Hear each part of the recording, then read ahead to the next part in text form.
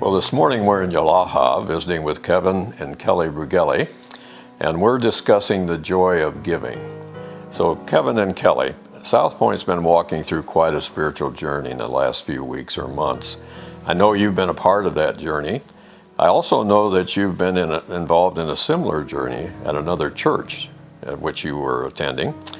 And so I'd like you, if you would, to share that experience with us. What happened to you in the process of going through that journey with that church, and then what happened to the church as a whole?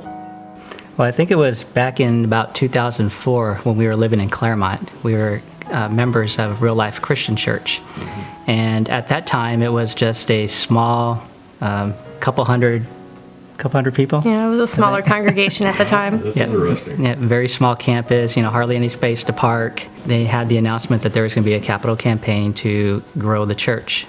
We were fortunate enough to have a member donate 40 acres of land, so it was just to come up with the money to expand. We were asked to give above and beyond the tithe. Right, above our normal offering.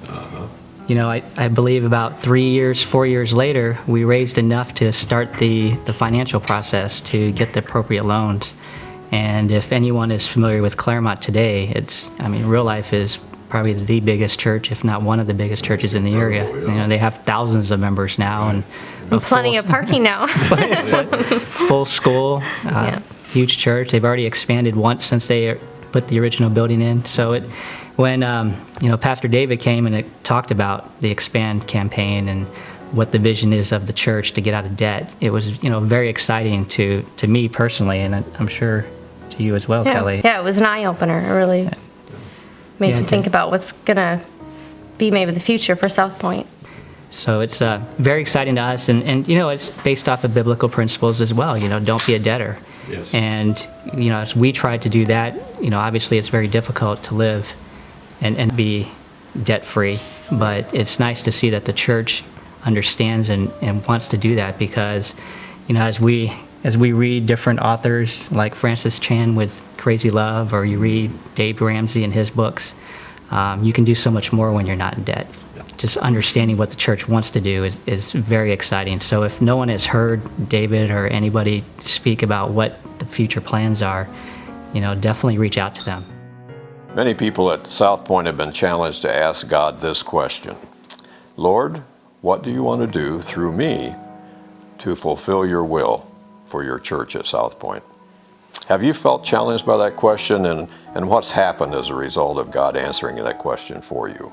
For us, with 3 young children, giving of time is very difficult. We do spend a lot of time with our family, and we like being with them, and so trying to carve out extra time to do above and beyond there is kind of hard for us. But so we look at what we can do, and we're fortunate enough that we could go above and beyond in a financial manner.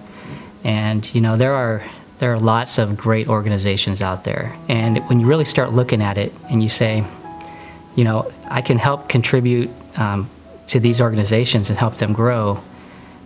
There's thousands of people, millions of people who can contribute to those types of organizations. Right. But when you look at South Point, the only people who are going to contribute to South Point are the people who attend South Point. Right. So, for us, it's, do we, from a financial perspective, reallocate our dollars to help the church grow so we can benefit our own local community versus a community at large? And like I said, they're great organizations, but no one who doesn't go to South Point is going to just show up one day and start contributing to help us expand.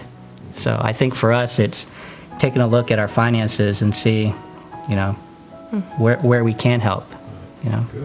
For the people that maybe are having a financial burden, overall is just their immediate family.